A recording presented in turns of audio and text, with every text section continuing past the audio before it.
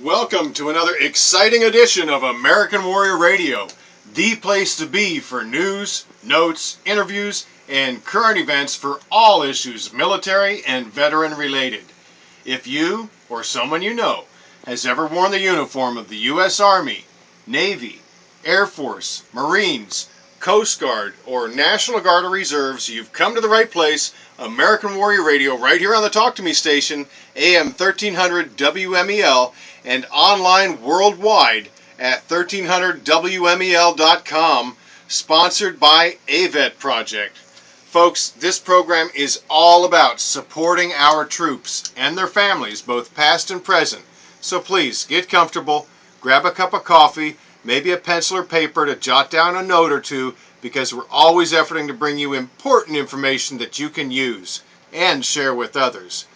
With that said, let's roll down the runway and get this show off the ground. As you all know, my name is Garen Cohn. I'm an Air Force veteran, a retired legal advocate for veterans, and founder of AWR Project. But you also know I never fly through the airwaves alone. Good morning. I'm Glenn McGuffey, manager of your Brevard County Veteran Services team, and maybe I'm manager of the Veteran Services team for the whole United States, since we keep getting calls from all over the place. And bring them on. That's wonderful. And I also am a retired Air Force veteran. And so thank you for your service, Glenn. Well, thank you. And we got a couple blue suiters coming down that runway at you today. And as usual, we got a very diversified and exciting show today. Yes, we do. Yeah, we got a couple of really exciting interviews that are going to bring out some information that's timely and helpful for you. And with that, I'm going to turn it back over to my partner, Garen, and let you do the introductions, Garen. Just a quick mention to all of you on the Space Coast. Now, if you're listening in some other state, whether it's California, Maine, Massachusetts, wherever, this may not apply to you, but if you're interested, AWR Project is putting on a Family Day picnic and entertainment event for the Navy right here on the Space Coast at NOTU, Naval Ordnance Test Unit, at Patrick Air Force Base's Tables Beach. So from here, we're going to be jumping over there and taking care of those guys and gals to make sure that they get recognized for all their hard work and dedication and sacrifices that they make. Now, Glenn, as a lot of folks may or may not know, June is PTSD Awareness Month. Yeah, and again, for you folks who may be unfamiliar with all the acronyms and abbreviations, that's post-traumatic stress disorder. And one of the becoming signature problems of the wars we've had in Iraq and Afghanistan, of course, we're still ongoing in Afghanistan. And, with PTSD, an unfortunate side effect, I guess you could call it, with that is a large increase in suicides of veterans for many reasons: inability to adapt to the non-military world when they come back. And they recently had to, unfortunately, adjust the number of suicides per day upward from what was 18, which is obviously one's too many, but 18 a day up to 22 or 3, yeah. And so the VA has taken positive action towards helping out with this situation. And as always, we hope you have your pen and paper or pencil and paper, your choice, ready. I'm going to give you an 800 number. This is the Veterans Crisis Line, and that's 1-800-273-8255. When the phone answers, press 1 immediately, and you will get through to the veteran experts that are answering that phone. Again, 1-800-273-8255. And this is confidential help for veterans and their families, because PTSD affects the entire family, as we've gone over in previous shows, and we'll go over again in future shows. It's an adjustment disorder, is what is classified under in the Diagnostic and Statistical Manual that psychiatrists and psychologists go by. And and it doesn't just affect men, our male combat warriors. Definitely doesn't affect just male combat warriors, and there's more and more roles opening up for females, and that kind of gets us into our guest today. Good segue. Yes, we are so happy and actually proud to have with us a woman who has dedicated a large part of her life to bringing forth the message of various issues, but the one that we're going to speak with her about, and her name, by the way, is Patricia Lee Stoddard. Have I got your last name pronounced correctly, Patricia? Perfect. Okay, now the reason we've got you on is because you have dedicated a significant amount of time and resources to making a movie, a documentary, which the name is Service, When Women Come Marching Home. But before we get to that, can you give us, our listeners, a little biographical thumb sketch of your life and what you've done and how you've come to the part of life where you're at right now? Sure, I can. First of all, thanks for having me on. It's an honor to be with you, and thank you to everybody listening for your service. Now, my background is, for a long time, I made my living as a composer, and I mostly did scores for documentaries. I worked for Sesame Street. I did a lot of different kinds of work. The parts of my life that I think probably relate the most to why I've been engaged for the last decade or so with the issues I have been. When I was a little girl, my mom, who was an actor, volunteered once a week in Cleveland at the VA, and she set up a radio station run by and for paraplegics and quadriplegics from the Second World War. And I really never thought about that until I started doing this project.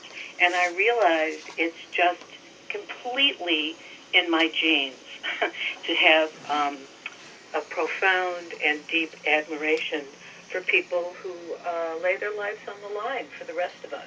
Well, let me jump in with a question on that issue there. Did you serve in the military, or do you have family members that have served in the military? I did not serve. I'm a civilian. My dad served. I've had tons of family members serve, not in my immediate family. And, I think another thing that has given me a profound sense of gratitude is that I live way, way, way downtown in Manhattan. And on 9/11, I think many of us, first of all, fell in love with first responders, and secondly, got a taste for one day of what it must be like for the entire deployment of people serving when you don't know what's going to blow up where next to you. Wow, what a good example. Well, it didn't. When you do a project like I've been doing, and I co-produced this with Marcia Rock, and she would be on with us if she could be, but she's traveling. You learn a lot. I've learned tons from the veterans I've gotten to know very, very well, and you actually learn about some of your own invisible wounds and your own traumas. And I really do think that 9/11, from a variety of points of view, gave me a really deep appreciation of what it is to be in the middle of chaos. Well, you located there in Manhattan, so you're really at ground zero or close to it. Do you have any lasting effect from what you witnessed and experienced as a result of 9/11? Yes, I definitely do. I lost friends on that day. My children were extremely young. Many of their friends lost parents that day. Yeah, it was absolutely horrible, and I think I'm probably much more messed up about it than I'm even aware of.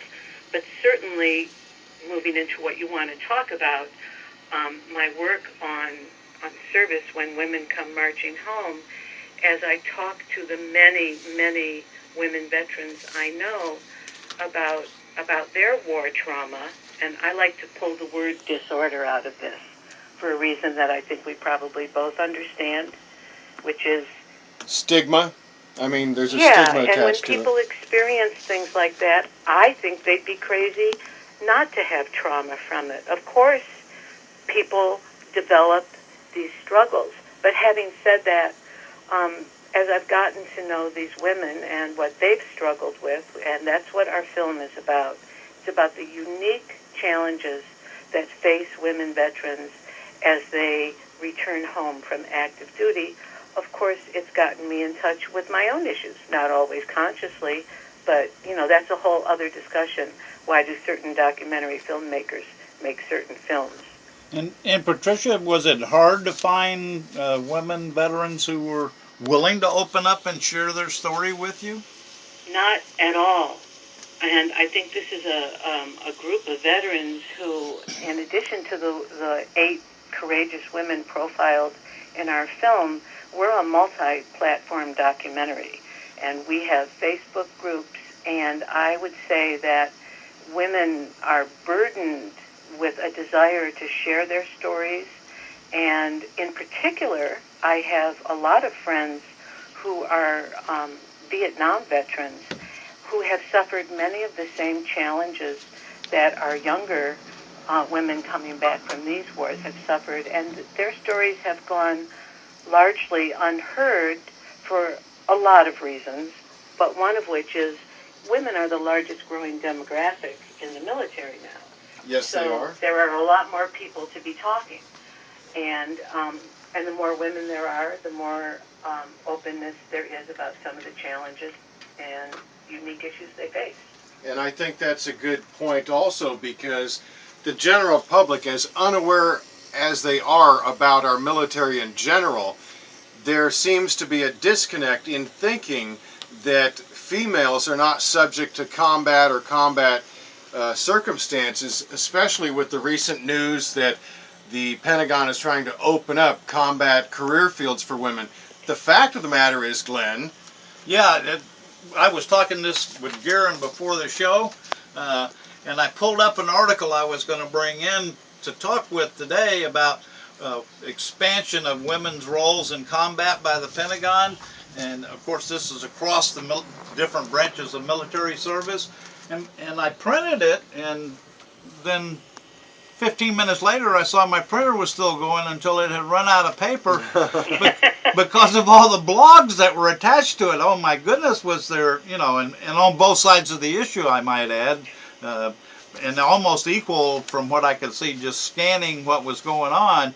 So, we live in a society, this is just Glenn speaking, but we live in a society where I know and I'm in my 60s, I'll admit to that, was brought up with the thought of women's roles being different than combat roles, and I don't really have a problem with it as long as they can qualify and not drag down the effectiveness of the unit. I don't have a problem with it at all, and I think most of the generals have said that, but there are people who have a stereotype, and they're not going to let go of that stereotype from things I've seen and read.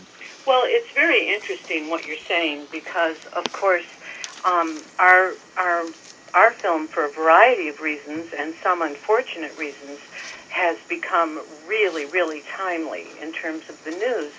And so when we were touring live screenings of the film, because it's also broadcast on PBS, I thought there might be debates about people's feelings about women being in combat.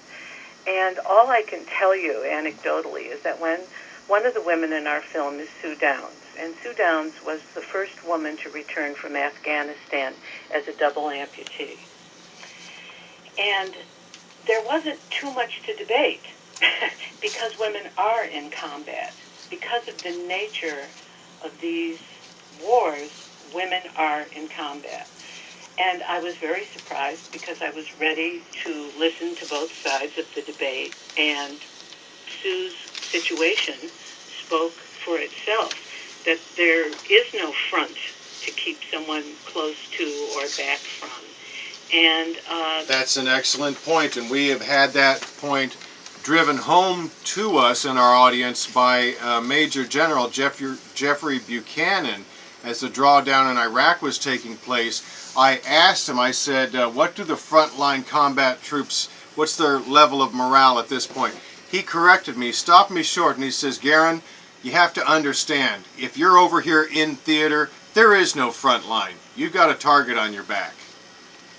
Yeah, that's right. And what I didn't expect was that when I was at the screening, when I was with Sue, that, as is happening everywhere now, the issue of rape in the military came Military up. sexual trauma, of course. Yeah, and I also just, I happened to do some music for another film that has not been released yet. It's called Justice Denied, and it's the men's stories. So really, I don't think it should be called sexual trauma. It's the issue of assault in the military, and it's not really a sexual act, and it doesn't have anything to do with gender.